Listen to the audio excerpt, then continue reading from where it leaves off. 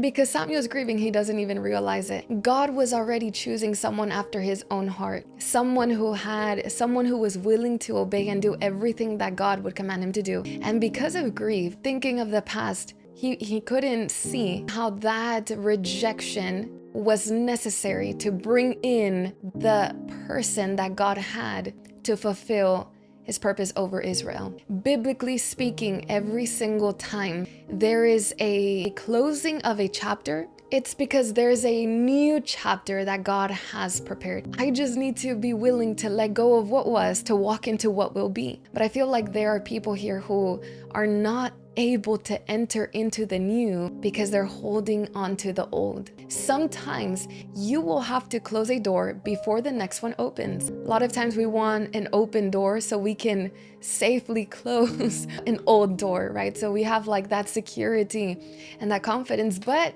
God is like, no, I want you to close the door. And when you close it, I'll show you the next door and the next chapter that I have for you. That is trust. I feel like God is calling you. I don't think you are here by accident. I don't think you're listening to this word by accident. I think the Lord is speaking to you.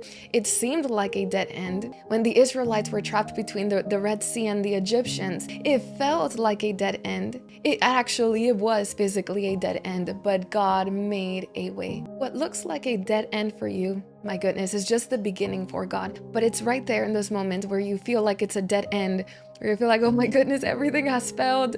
Nothing worked out the way I thought it was going to work out.